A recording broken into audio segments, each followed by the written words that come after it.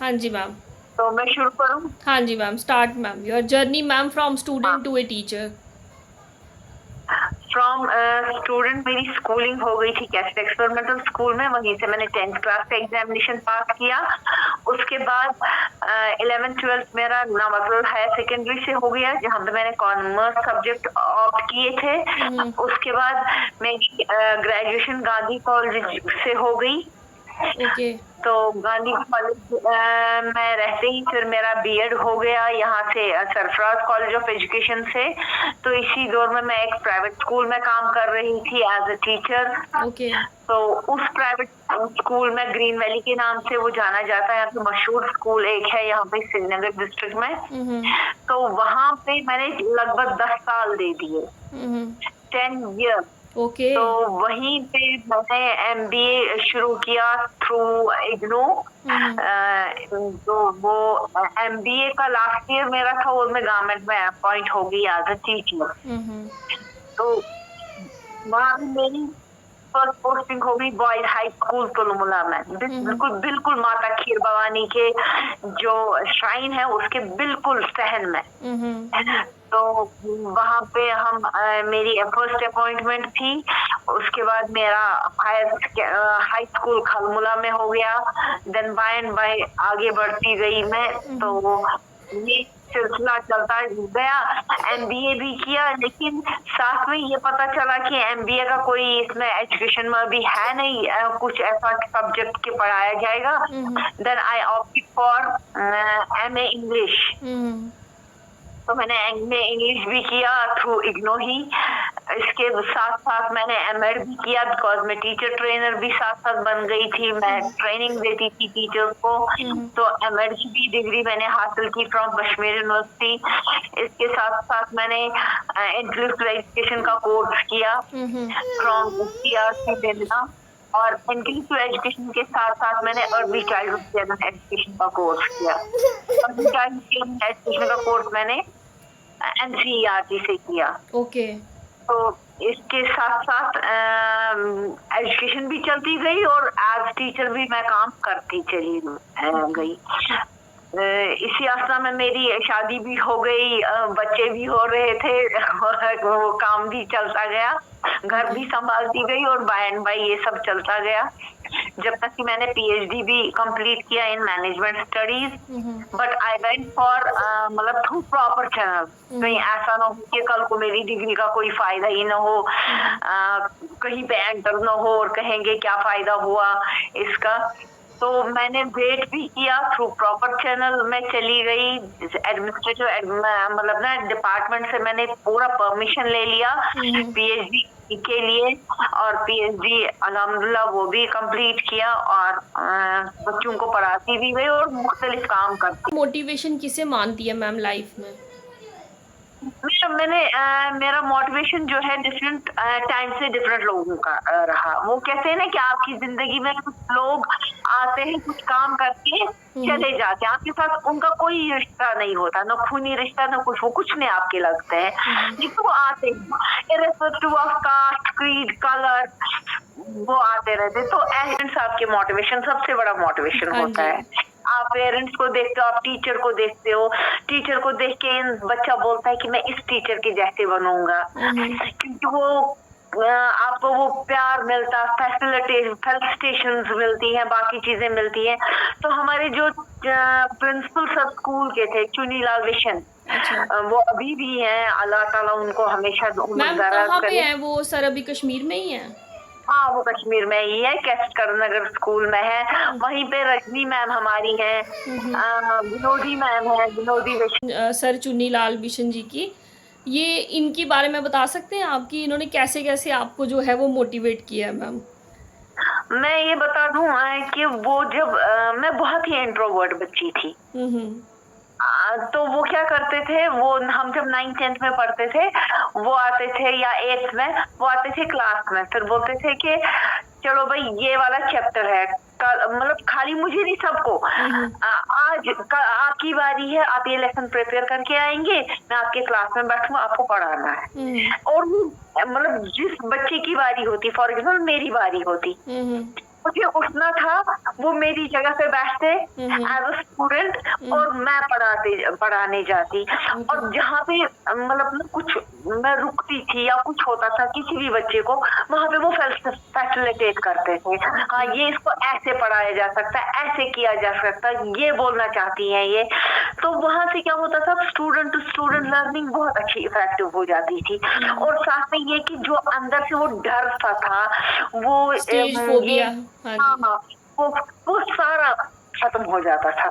Okay. और easily आपको learn करने की जरूरत ही नहीं पड़ती थी, आप जानते थे आप क्या बोल रहे हैं, वो सब चीजें। और बोलते थे उन दिनों इंग्लिश में बात करो, गलत ही हो जाए हम बोलते रह जाते थे, करेक्शन उनका काम था। मतलब वो नहीं बोलते थे कि आपको ऐसे बोलना था या आपको ऐसे नहीं, ठीक है तो ये इसके कहने का मतलब ये है, शी वांट्स टू से द लाइक दिस। तो मुझे भी करेक्ट हो जाता था कि मुझे क्या बोलना चाहिए था, बाकी को भी आता था मतलब ना ध्यान में कि what is the correct sentence, what is the correct pronunciation, ये चीजें होती थी। इसी तरीके से मतलब हम हिंदी भी पढ़ते थे, हम उर्दू भी पढ़ते थे, हम मतलब बाकी लैंग्वेजेस भी पढ़ते थे। आज एनईपी कैसा, ये सब चीजें पढ़ो, लेकिन हमारी स्कूलिंग ही ऐसी हो गई थी कि वो सब चीजें होती थी। अच्छा मैम, आपका फेवरेट सब्जेक्ट कौन सा है? हाँ, उसके बाद मुझे मैथ की सी मतलब ना बहुत प्रॉब्लम हो जाती थी। तो ऐसा हो गया कि इस तरीके से मैथमेटिक्स पढ़ा है, मैंने मैथमेटिक्स ही सब्जेक्ट ले लिया। हालांकि मेरा फेवरेट सब्जेक्ट रहा है इंग्लिश। मैं इंग्लिश में ही फिर लैंग्वेजेस की तरफ ही मैंने फिर बाद में ध्यान दिया। हालांकि मैंने मैनेजमेंट स्टडीज में किया है पीएचडी, और लेकिन मैंने एमए इंग्लिश भी किया और इंग्लिश भी ज्यादा ही मैं पढ़ाती। अच्छा, मतलब इंग्लिश आपका फेवरेट है अभी टिल नाउ? हाँ हाँ, इंग्लिश ना, हमें लाइफ में कभी कभी क्या है कि कुछ डीमोटिवेशंस भी बहुत आती हैं, है ना? कभी ऐसा आपको फील हुआ है कि मैं अब डीमोटिवेट हो गई हूँ, नहीं अब मुझे बस अब छोड़ देना चाहिए टीचिंग प्रोफेशन? हजारों दफा होता है ये, अच्छा। लेकिन खुद ब खुद आ जाता है कि नहीं, मुझे एक अगर करना है तो सही रास्ते में करना है। मैं हम तो इसलिए नहीं कर रहे हैं कि कोई मुझे कुछ दे दे। मतलब कभी कभार ऐसा भी होता है, काम आप करोगे उसका श्रेय किसी और को दिया जाता है। उस वक्त भी होता है कि नहीं देखो, ये फिर एकदम से दिमाग में आता नहीं, हम तो अपने लिए, वी आर बीइंग पेड, हम हमारी हलाल कमाई जा रही है हमारे बच्चों के लिए, किसी न किसी तरीके से ऊपर वाला देगा। और वो हो गया और वो होता जा रहा है। ओके। मतलब आपको ये नहीं कि मतलब मैं आप कहेंगी मैं नेशनल अवार्डी बन गई उस वजह से अवार्ड की तरीके से नहीं। I have been awarded number of times. Awarded in the sense कि मैं कहूँगी मैंने बच्चों को पढ़ाया। बच्चों को जब मैंने पढ़ाए तो ऐसे में क्या हुआ कि मैं लॉन्ग बैक को, मैं आपको 10 साल पुरानी 11 साल पुरानी बात बोल रही हूँ। मेरे फादर बीमार हो गए, बहुत ज्यादा बीमार हो गए, उनका कार्सिनोमा हो गया, तो मुझे हॉस्पिटल जाना पड़ा। हॉस्पिटल में मैं जो ही गई, मेरे पढ़ाए बच्चे डॉक्टर्स बन गए थे, कुछ टेक्नीशियन थे, उनकी नजर हॉस्पिटल में स्टेट मतलब जो हमारा स्किम्स हमारा हॉस्पिटल है वहां पे नजर पड़ी। उन्होंने देखा, आ गई मेरे पास, मैम क्या बात है? मैंने कहा बस फादर बीमार है। एकदम से सबको पता चला उर्फाना मैम का फादर बीमार है, और जो करना था उन सब ने वो सब कर दिया। विद इन 1 मंथ मेरे फादर की सर्जरी हो गई, जो कि 5 महीने के बाद होने वाली थी। मतलब सबका सपोर्ट रहा है आपको? सबका सपोर्ट रहा। मैं कह रही हूँ कि I have been paid by that also. मुझे अकेली मैं थी, लेकिन स्टूडेंट्स को पढ़ाने की वजह से मुझे वो वापस मिल गया। नहीं, अगर मैंने इनको सही रास्ते पे नहीं पढ़ाया होता शायद वो आज मेरे सामने नहीं खड़े हो जाते। अच्छा मैम, अगर जैसी अभी करंट सिचुएशन है हमारे जे.एंड.के में, आप भी वो जानती हैं कि कुछ पॉलिटिक्स में कुछ ऐसे लोग आ गए हैं कि जिन्होंने रिलीजन को ऐसा एजेंडा बना लिया कि लोगों के बीच में दूरियां पैदा कर दी।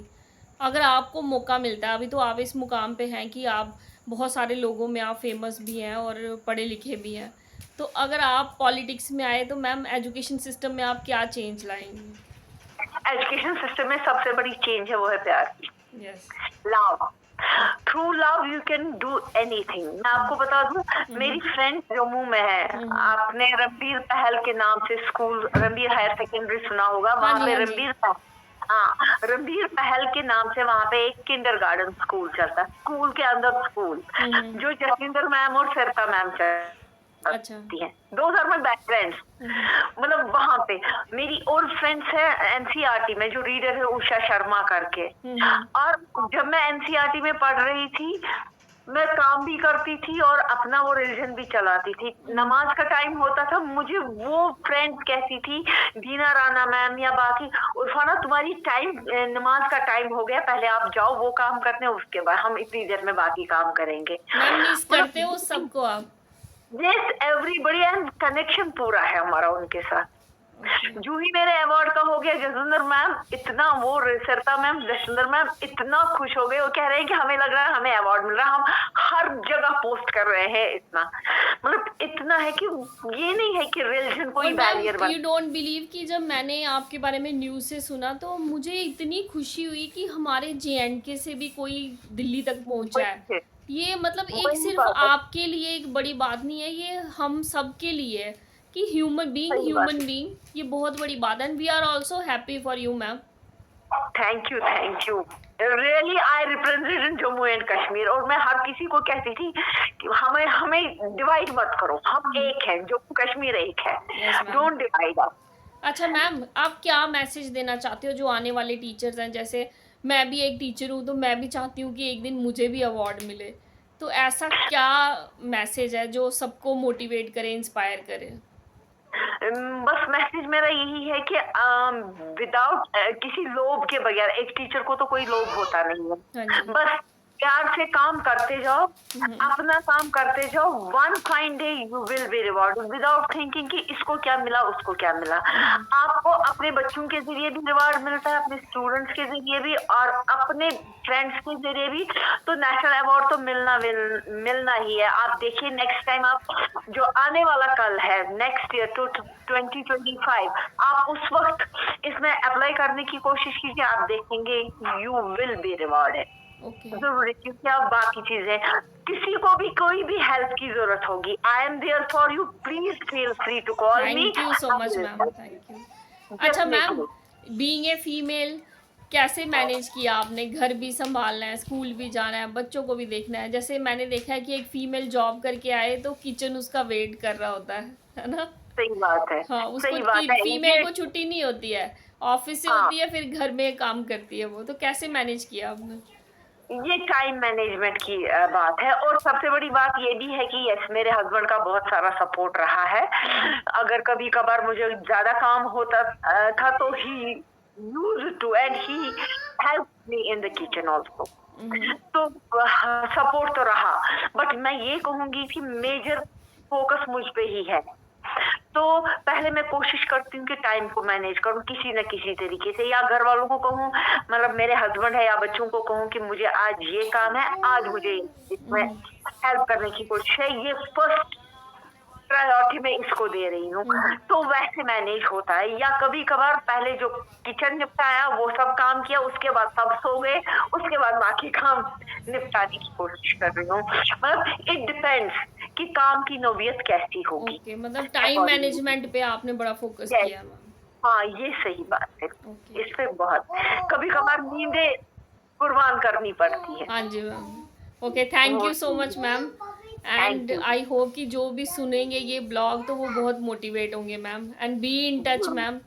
Thank you so Sure, much. sure. Thank you. Sure, you feel free to call me anytime. Don't worry. Okay. हाँ, अगर मैंने टाइम पे नहीं किया उस वक्त respond, I will call you back. Okay, thank you ma'am, thank you so much. Okay. Thank you, thank you, thank you.